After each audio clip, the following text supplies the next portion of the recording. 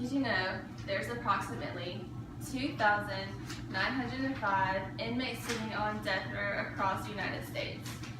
The question is, what exactly happens to these people? We know there's a death sentence, so we can conclude that ultimately they will die, but the bigger question is, how will they die? The death penalty is real and it still stands today, and it has come to my attention that many Americans are unaware and uninformed about this capital punishment when it's kind of their right to know. So today I wanted to talk about the history of the death penalty as well as the different methods of the death penalty, and I also wanted to briefly discuss about whether or not it's right or wrong. I can't necessarily take a stand, but there are facts supporting both sides, so I wanted to talk about that. The death penalty has existed for several hundreds of years. It started in Great Britain, and actually in Great Britain in the 16th century, there were 72,000 executions, and that may or may not sound like a lot, but when you break it down, that is 720 executions per year. That's not just deaths, and that's not just people arrested, but executions. Some of the methods of execution during this time period were things like boiling and beheading and burning at the stake, just really gruesome ways to execute somebody. And the crimes that were committed were very minor. Anything from stealing grapes to killing chickens and trading with the Indians were permissible for execution. This practice was brought to the United States by European settlers traveling to the New World. And the first execution in the United States took place in 1608 when Captain George Kendall was arrested in Virginia. He was caught for being a spy for Spain. So he was executed, and then a few years later, in 1612, the governor of Virginia reenacted the death penalty laws for more minor crimes. So now even more minor crimes were permissible for execution. Luckily, we've come a long way since 1612, and no longer can we be executed for stealing grapes, which is good, I think, for the majority of us. In the state of Florida, there's only two different forms of the death penalty. We have lethal injection and execution, with lethal injection being our primary method. In Florida, we give our inmates the choice, so they get to choose between lethal injection and electrocution. Personally, I think that makes it a little bit more intense because I'd rather just be given my death sentence rather than having to choose between the two. And in Florida, there's 396 inmates on death row. And after doing some research, I actually found a website where you can pull up a list of the 396 inmates in Florida, and it has a list of their name along with their prisoner ID and then a brief description of the crime they committed. And you can click on their prisoner ID number and it pulls up a real picture of the inmate along with a bio of the person. And to me, it just made everything seem more real because you hear these stories and you're like, okay, that's just the law in America. But then you see their picture, you see their face, and it kind of just makes it more real, puts a story with it. Real person, real situation, real crime. And at the end of my speech, I'll attach a link so that if you're interested, you can access and you can look at that for yourself.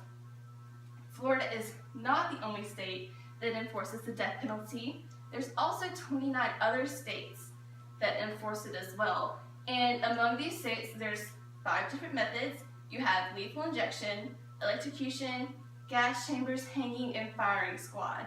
And if you're like me, I was a little unaware of what the firing squad may be. Maybe they set the person on fire, they threw him into a fiery chamber. I wasn't really sure, so I looked up examples of what the firing squad was about, and I found a story about a gentleman named Rodney Gardner. He was on the death row in Utah, and at that point you could choose which method in Utah. They don't use firing squad anymore unless the drugs used for the lethal injection just aren't there. But at this time, you could choose which method of execution you wanted, and Mr. Gardner went with the firing squad. So I wanted to describe what the firing squad was all about. Okay, so by his own choosing, Gardner was executed by firing squad in Utah on June 17, 2010. For this method, the inmate is bound to a chair with leather straps around his waist and head in front of a canvas wall. He's surrounded by sandbags to soak up the blood.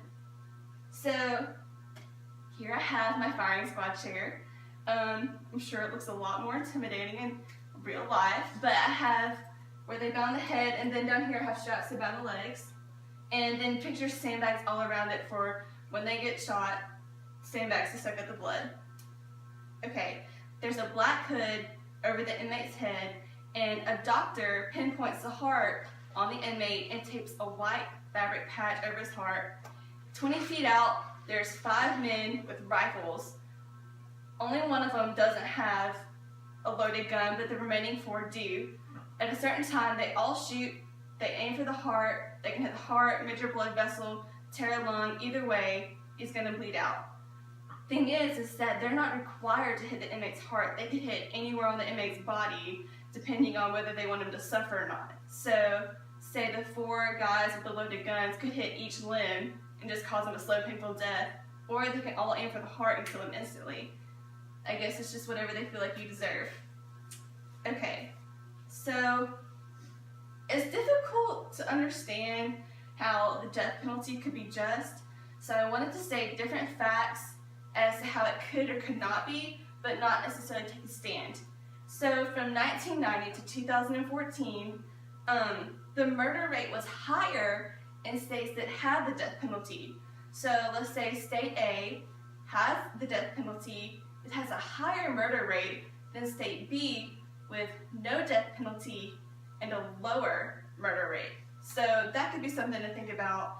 Also, criminals don't really think about the consequences when they're in the act. I think at that point they're mostly acting out of anger and hatred, so there's not much of a filter at that point. Cases without the death penalty cost approximately $740,000, whereas cases with the death penalty cost $1.26 million. That is $90,000 more per year per inmate on death row. But the death penalty does lower the chance of criminals getting out of prison and repeating a crime. It's also constitutional, and it is equal punishment for equal crime. Okay, so in conclusion, I do think that we should take the death penalty a little bit more seriously because it is such a serious act. It dates back, there's tons of history behind it, and not all states have the same method, and only 30 out of the 50 states enforce capital punishment. It's difficult to justify whether or not it's right or wrong, but this is just ultimately an opinion you have to come up with yourself. There's 396 people in Florida on death row, real people, real situations, 2,905 people across America on death row just waiting to choose their death. The death penalty should make people think about crimes before they commit them. Like I said, at the end of this video, I have links to the list of inmates in Florida along with their pictures and bios, and I'm also including a link of pictures of the rooms where these executions are made. There's a picture of the gas chamber, and the electrocution chair, and the lethal injection table. Everything is really interesting, kind of cool to read about, so thank you.